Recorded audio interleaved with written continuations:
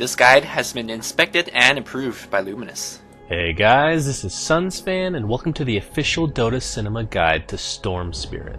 If you aren't familiar with this hero, you may want to watch the introduction we did for him at the corresponding link. Storm Spirit is an intelligence hero with great propensity to enter and exit team fights on a whim. He scales very well into the late game as long as your items are up to snuff. Skill build. Skilling Storm Spirit is relatively standard, but small tweaks have been known to be made depending on the situation. Level 1 you'll get Static Remnant. This provides you a farming mechanism as well as giving you some much needed vision, which can come in handy to prevent ganks when you're soloing mid or the side lane.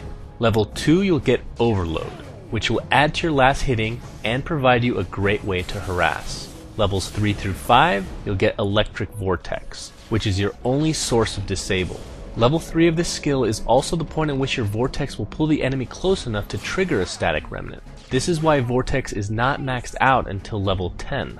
Like most heroes, level your ultimate Ball Lightning at 6, 11, and 16. It provides you an amazing escape mechanism as well as effective initiation. What you'll max second is Static Remnant, which of course leaves Overload for last. Item build.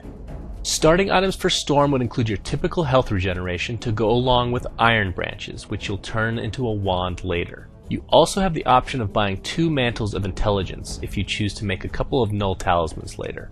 During early game, if you're in the middle lane, pick up your bottle at your earliest convenience. Rune control will become very important since Storm is such an effective ganker.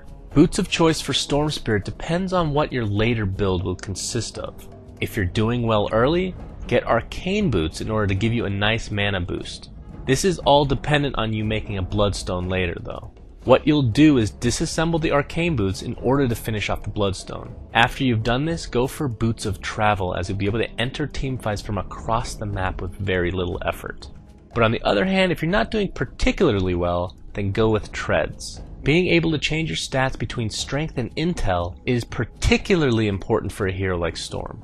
So to continue with the mid-game items, Bloodstone is only gotten if you're doing well, and the reason for that is because it is such a snowball item. It's an item that will help you snowball out of control if you've already started to do so. Getting it early is very important since you'll provide yourself more time to gain those all-precious charges. Being able to respawn quicker is also very helpful, which is one of the main reasons bots is picked up. The two synergize very nicely together. After this, a BKB and Scythe of Vice are picked up.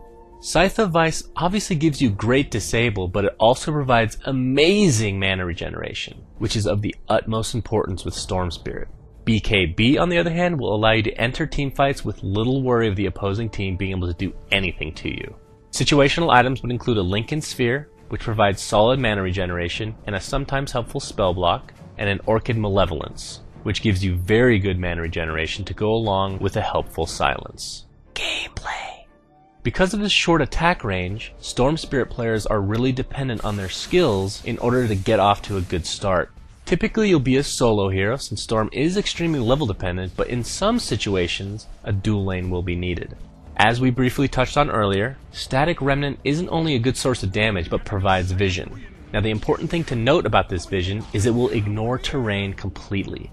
In other words, trying to juke a Storm Spirit with full mana is pretty futile. Electric Vortex, on the other hand, is a great spell to use once you've ultied in. Now, what some people don't realize is it will actually slow your movement speed by 50% for 3 seconds after you've used it, but if you're using your ultimate to move around, it really isn't that big of a deal. But really, when you think of Storm Spirit, you think of his ultimate, Ball Lightning. This gives you amazing initiation, an unbeatable escape mechanism as you're invulnerable while using it, as well as makes your passive Overload ridiculously good.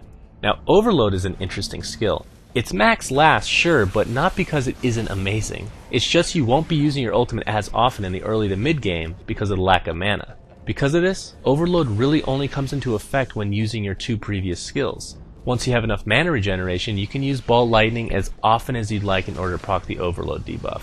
This makes getting away from Storm Spirit so difficult. But back to the ultimate. When you think of Ball Lightning, you think of the necessity to have a large mana pool. This actually isn't true. The cost of mana for his ultimate is based off a percentage of your max mana. Because of this, mana regeneration is really the name of the game. Also remember that using ball lightning to dodge spells has become commonplace, and you need to always be ready to use it, especially against very quick projectiles. In teamfights, you'll obviously want to use your ultimate to initiate in some regard. Remember that you will go through everything. This includes Black Hole from Enigma and Chronosphere from Void. Now, depending on how long your initiation is, you could potentially use items or even a static remnant while you're still flying. If positioned correctly, this could provide you some easy nukes without the risk of taking any damage. Obviously, if you have a BKB, then taking damage really isn't too big of a concern, but using your ultimate in small bursts is really a great way to throw off the enemy. Honestly, the way Storm Spirit is played is more of an in and out kind of hero. With that much mobility, he has the ability to get out of a team fight, regen a little, and go back in like nothing's happened. If you see Storm Spirit get a regeneration rune, then enjoy seeing them exploit the fact that they can fly all over the map while they constantly regen. Friends and foes.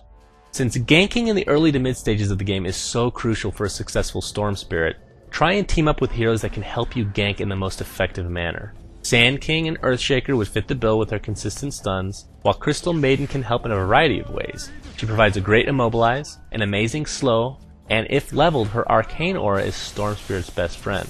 Lifestealer is also a good friend of Storm Spirit since he can just jump inside you while you initiate. I believe this is called a Nake's Bomb. Heroes that you should probably stay away from are those with silences, since you rely on your ultimate to do pretty much anything.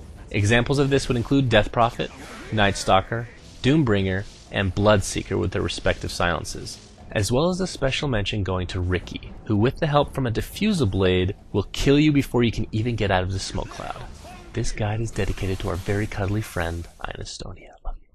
Thanks for watching, guys, and please remember to subscribe to our YouTube. Also, a big thanks to Flawless and Luminous who helped create this guide. You can check them out at their YouTube channels, which are linked in the video description. Also, be sure to check out our website at dotacinema.com. My name is Sunsfan, and we love you guys.